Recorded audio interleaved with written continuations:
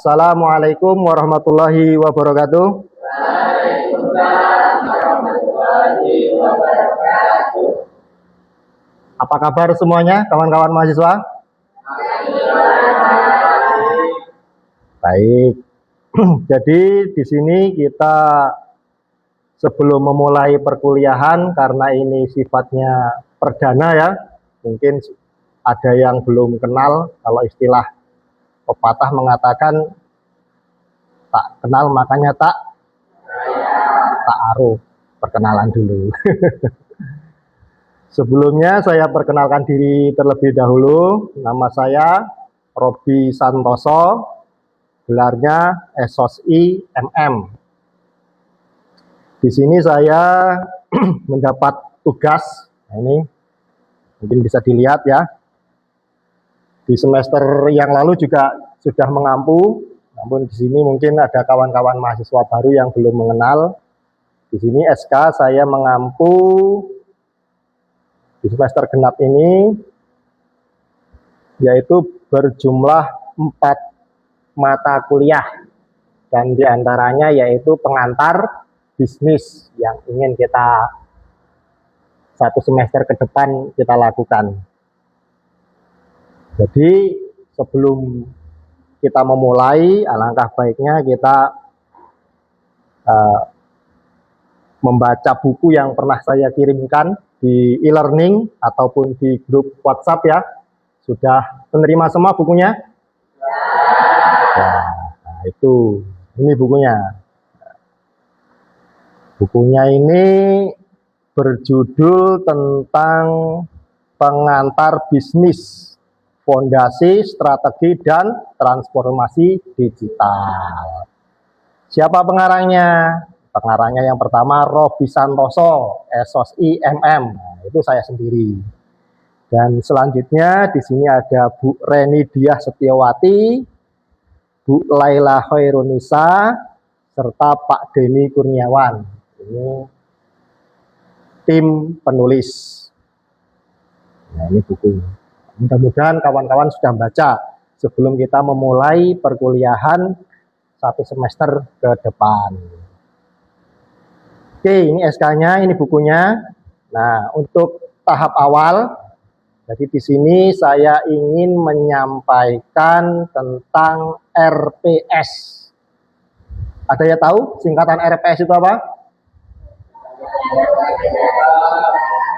Rancangan Pembelajaran Semester. Rencana ya, bukan rancangan. RPS tentang mata kuliah pengantar bisnis. Adapun kode mata kuliahnya yaitu W14202. Ini di jurusan manajemen retail, mata kuliahnya bersifat wajib. Jumlah SKS-nya yaitu 3 SKS. Atau waktunya yaitu berjumlah 510 menit. Ini disahkan di tanggal 15 Februari 2026. Dosen mata kuliah Robi Santoso, SOSI MM, yang mengetahui koordinator prodi yaitu Robi Santoso, SOSI MM, dan dekan Bapak Harto, SEMM. Adapun capaian pembelajaran lulusan, jadi di sini ada harapannya setelah kalian melakukan pembelajaran lulusan, mendapatkan diantaranya sikap, terus pengetahuan, kompetensi umum, dan keterampilan khusus. Adapun poin sikap, di sini ada 5 poin ya, bisa dilihat. Adapun CPL prodi selanjutnya yaitu pengetahuan. Di sini ada 4 poin. Yang pertama, pengetahuan menguasai konsep dasar bisnis, manajemen, dan kewirausahaan. Yang kedua, menguasai konsep pemasaran, keuangan, operasi, dan sumber daya manusia dalam bisnis. Yang ketiga, menguasai konsep etika bisnis dan tanggung jawab sosial perusahaan. Nah, ini kalau kita nanti bekerja di sebuah perusahaan, kita harus memiliki etika, attitude, akhlak kalau bahasa agamanya itu. Lalu selanjutnya yaitu kompetensi umum. Di sini ada 5 poin. Saya bacakan ya. Yang pertama mampu mengidentifikasi peluang bisnis dan mengembangkan konsep usaha retail, mampu menganalisis lingkungan bisnis dan dinamika pasar, mampu merancang strategi pemasaran dan pelayanan pelanggan dalam bisnis retail. Yang keempat, mampu memahami dasar manajemen operasional dan pengelolaan bisnis, mampu memanfaatkan teknologi informasi dalam kegiatan bisnis perdagangan. Ini kompetensi umum yang harus kita kuasai setelah kita belajar tentang pengantar bisnis ini. Ini nanti selanjutnya kawan-kawan mahasiswa bisa baca ya, karena RPS-nya sudah saya bagikan. Terus sub CPMK yaitu ada 16 poin, nah, cukup banyak. Nanti mungkin saya bacakan beberapa. Yang pertama, mahasiswa mampu menjelaskan pengertian bisnis, jenis-jenis bisnis, dan tujuan kegiatan bisnis. Yang kedua, mahasiswa mampu menjelaskan peran bisnis dalam perekonomian nasional dan global. Nah, ini poin selanjutnya nanti bisa dibaca ya. Terus deskripsi singkat mata kuliah pengantar bisnis, yaitu memberikan pemahaman dasar mengenai konsep bisnis, lingkungan bisnis, fungsi, manajemen, serta berbagai aspek penting dalam kegiatan usaha. Mahasiswa mempelajari konsep pemasaran, keuangan, operasi sumber daya manusia, kewirausahaan, serta perkembangan bisnis digital. Pembelajaran juga menekankan analisis studi kasus agar mahasiswa mampu memahami dinamika dunia usaha dan mengembangkan kemampuan berpikir kritis dalam mengembangkan keputusan bisnis, khususnya dalam konteks bisnis retail. Jadi satu semester ke depan kita itu akan membahas ini, materi pembelajaran atau pokok pembahasan. Ada 16 poin. Ini ya, mungkin saya bacakan separuhnya. Yang pertama yaitu konsep dasar bisnis dan lingkungannya. Ini pertemuan yang pertama yang nanti akan kita bahas bersama-sama. Metode pembelajarannya yaitu CBL, ada juga PJBL dan lainnya. Daftar pustakanya di sini ada Griffin, Rocky, terus pendukungnya Kotler, Philip Kotler. Terus media pembelajaran, perangkat lunak, Smart UNU. Tahu Smart UNU? E-learning ya. Terus di sini syaratnya kosong, penilaian. Nah, di sini ada aspek penilaian yang perlu kita ketahui. Ada penilaian tengah semester, penilaian akhir semester, total formatif rincian sebagai berikut. Nah, ini tugas mandiri, tugas kelompok, dan kehadiran. Jadi nanti diharapkan kehadirannya juga memenuhi mengerjakan tugas kelompok maupun tugas mandiri. Lalu di sini ada hubungan CPL dan CPMK. Nah, ini ada sekitar berapa ini poin? 6 poin. 6 poin ya, yang tadi kita bahas. Yang pertama yaitu menjelaskan konsep dasar bisnis dan lingkungan bisnis serta kaitannya dengan industri retail. Nah, ini memiliki sikap, pengetahuan, keterangan umum, keterangan khusus, tugas partisipasi, tugas 1, objek 5. Terus di sini ada 70% mahasiswa. Nah, ini 70%-nya. 70% mahasiswa mencapai nilai 70 skala sampai 100. Itu dari tugas yang pertama. Itu tentang hubungan CPL dan CPMK serta asesmennya. Kita lanjut ke rencana pembelajaran. Nah, ini minggu pertama ya. Rencana karena kita masih pertemuan pertama yaitu mahasiswa di minggu pertama. Kemampuan akhir yang diharapkan, mahasiswa mampu mendefinisikan bisnis, konsep, laba, dan menjelaskan elemen-elemen lingkungan bisnis internal maupun eksternal serta dampaknya terhadap bisnis retail. Ini kalau kurang jelas saya besarkan. Materi pembelajarannya yang mau kita bahas pertemuan ini yaitu konsep dasar bisnis dan lingkungannya, kontrak kuliah RPS, definisi, fungsi dan tujuan bisnis, konsep laba dan nilai tambah lingkungan bisnis internal, eksternal, mikro dan makro. Ada studi kasus dampak lingkungan terhadap retail modern. Bentuk dan metode pembelajaran sinkron dan tatap muka, daring. Itu juga kalau ketika kita ini ya, jadi kita sekarang masih tatap muka. Terus waktu kegiatan di sini membaca artikel tentang perkembangan retail modern di Indonesia dan mengidentifikasi faktor lingkungan yang mempengaruhinya. Nanti buku-buku yang saya berikan sudah dibaca ya. Nah ini bobot nilainya partisipasi kelas. Jadi diharapkan keaktifan kalian, baik keaktifan diskusi maupun menjalankan tugasnya. Ini rencana pembelajarannya, nanti di situ kalian bisa baca sampai ujian tengah semester. Lalu ada rencana tugas ini juga ya, kemampuan akhir yang direncanakan, indikator sampai materi pembelajaran. Di sini juga banyak. Ini di sini ada bisa mampu menjelaskan proses dan fungsi manajemen. Nah, itu harapannya. Rubrik penilaian tugas, dosen pengampu, komponen, ya ini keterangan, judul tugas, profil wirausaha retail, metode pengerjaan tugas, individu, waktu, nah ini 180 menit, bobot penilaian 5%, subjek PMK 2. Ini rubrik penilaiannya juga bisa dibaca oleh mahasiswa, cukup komplit. Baik, untuk RPS-nya kira-kira ada yang mau didiskusikan atau belum paham mengenai Pak, seharusnya kita itu diskusinya seperti apa ya? Ada nggak? Cukup.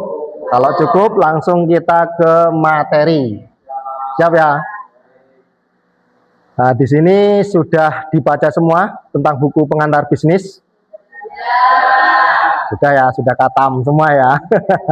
Oke, kita ulas lagi tentang pertemuan yang pertama, yaitu bab pertama, konsep dasar bisnis dan lingkungannya. Di sini kita akan membahas 4 sub, yaitu pengertian dan tujuan bisnis, unsur-unsur sistem bisnis, lingkungan bisnis, mikro dan makro, analisis lingkungan berupa analisis pastel dan analisis SWOT. Nah, ini adalah materi yang mau kita bahas tentang konsep dasar bisnis dan lingkungannya. Sebelum kita mulai, mungkin ada pertanyaan kawan-kawan mengenai pengertian dan tujuan bisnis atau hal yang lainnya. Di sini sebelum kita mulai, kira-kira di sini kawan-kawan ada yang sudah memiliki usaha? Tunjuk tangan. 1, 2, 3, 4, 5. Usaha apa aja kira-kira? Sebutkan. Usaha basreng, Pak. Jual beli basreng. Nabila? Usaha keripik. Bidang ayam. Bidang tahu. Oke, kita kasih aplaus dulu untuk kawan-kawan. Lanjut ya, konsep dasar bisnis dan lingkungannya. Wah, jadi kalau udah usaha pasti tahu pengertian dan tujuan bisnis itu apa. Coba kita masuk ke materi selanjutnya. Pertama yaitu pengertian bisnis. Secara sederhana, bisnis adalah segala kegiatan yang dilakukan oleh individu atau kelompok untuk menghasilkan barang atau jasa dengan tujuan memperoleh keuntungan dan laba. Nah, kata kuncinya yaitu usaha untuk mendapatkan laba atau keuntungan. Kira-kira selain itu bisa nggak dinamakan usaha? Saya kasih contoh, mungkin ada kawan kalian. Apa usahamu? Kira-kira hasilmu apa? Hasil saya seneng-seneng aja. Atau tujuan kamu usaha itu apa? Biar lihat gagah aja. Kira-kira itu termasuk usaha bukan? Kenapa? Karena untuk gaya-gayaan. Karena pada dasarnya yang namanya usaha pasti tujuannya untuk keuntungan. Nah ini. Jadi kalau sekiranya kita usaha tapi orientasinya hanya ingin mengisi waktu luang, berarti tidak tepat. Bisa dipahami ya? Selanjutnya, namun bisnis tidak hanya soal untung. Bisnis juga tentang menciptakan nilai bagi pelanggan, karyawan, pemilik, dan masyarakat. Nah, ini definisi praktisnya ya. Bisnis itu adalah aktivitas. Aktivitas. Lalu menghasilkan nilai produk. Produk ini bisa berupa produk makanan dan juga jasa. Jasa itu apa ya? Ada yang tahu di sini usaha jasa? Salah satu contohnya salon, terus laundry, bengkel. Nah ini juga usaha. Apa mungkin usaha bengkel kok cuman saya ini daripada gabut aja Pak, tapi nggak dapat untung nggak apa-apa. Itu tepat nggak? Enggak. Ya tetap harus memiliki keuntungan produk dan jasa. Dan menciptakan nilai bagi pelanggan, karyawan, pemilik, dan masyarakat. Nah ini. Jadi bisa dinikmati oleh pelanggan maupun masyarakat. Jadi paham ya? Kita usaha itu pada dasarnya mencari laba dan memiliki atau aktivitas kegiatan kita. Apa aktivitas outputnya? Yaitu produk dan jasa. Lanjut? Oke. Sekarang tujuan bisnis. Secara umum, tujuan bisnis adalah mendapatkan laba, keuntungan finansial, mempertahankan kelangsungan hidup, tumbuh dan berkembang. Ekspansi, memberikan kepuasan kepada pelanggan, memberikan manfaat sosial. Ini salah satu tujuan dari bisnis. Kira-kira di sini ada nggak yang sebelum kita lanjut mau ditanyakan? Wafa?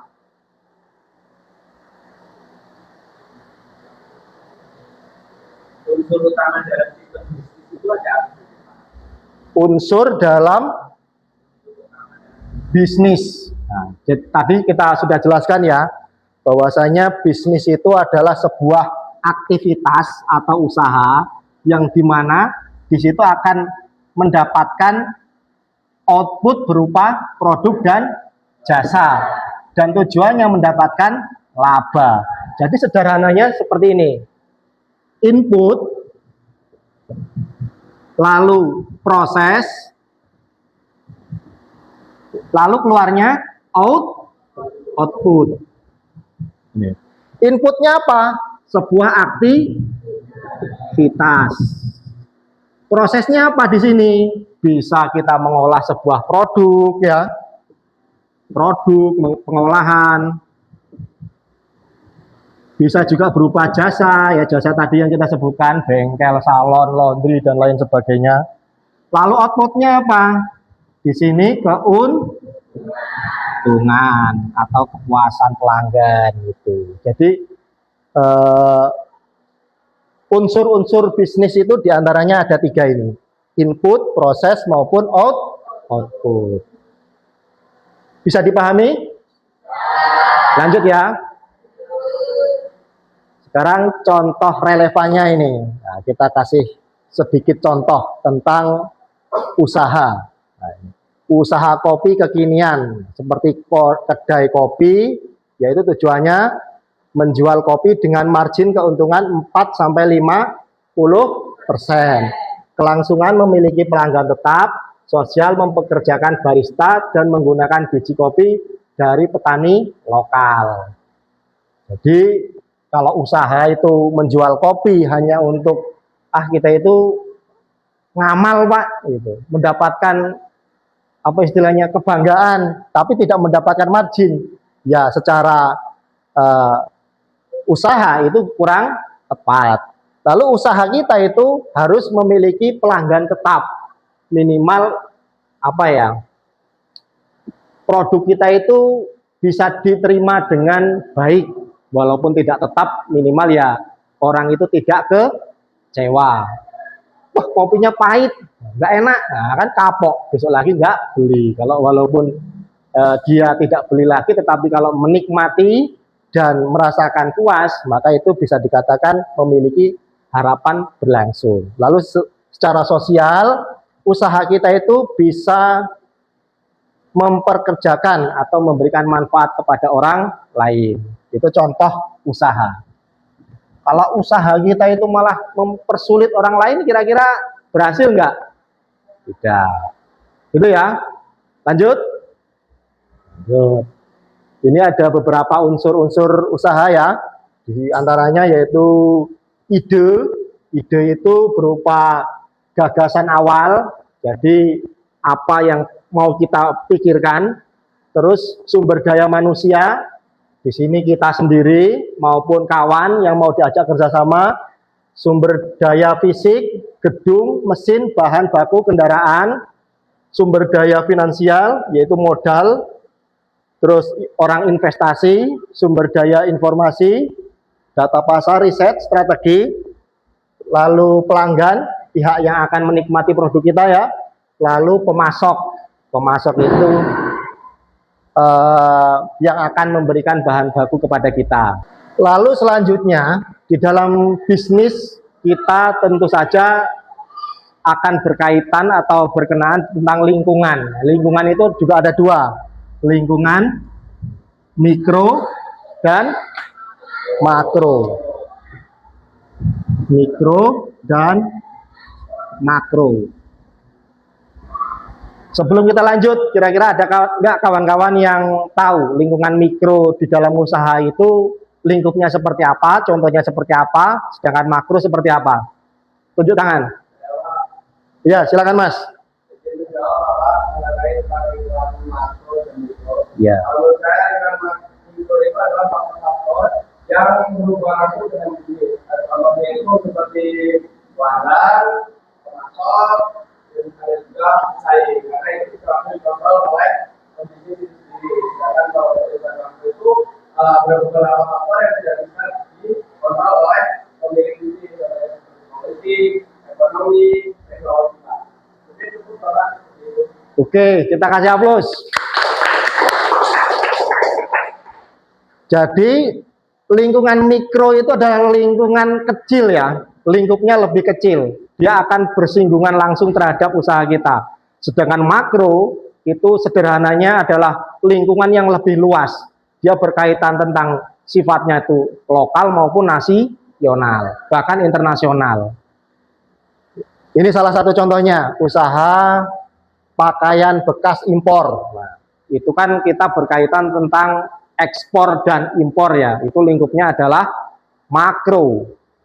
Mikro, harga dari pemasok luar negeri, selera anak muda, kompetensi dengan toko lain. Sedangkan makro yaitu kebijakan impor dari pemerintah, tren, serta nilai tukar rupiah yang akan berpengaruh terhadap produk kita. Nah, kesimpulannya yaitu bisnis dipengaruhi oleh dua jenis lingkungan. Mikro bisa dikelola dan makro hanya bisa diantisipasi. Kalau mikro itu mungkin lingkupnya ya pemasok, pelanggan, sedangkan makro itu diantisipasi karena devisa kita ya kan ya, nilai tukar rupiah kita, sistem politik kita itu tidak bisa kita duga, hanya bisa diantisipasi. Lalu selanjutnya yaitu tentang analisis. Nah, usaha itu juga perlu dianalisis ya.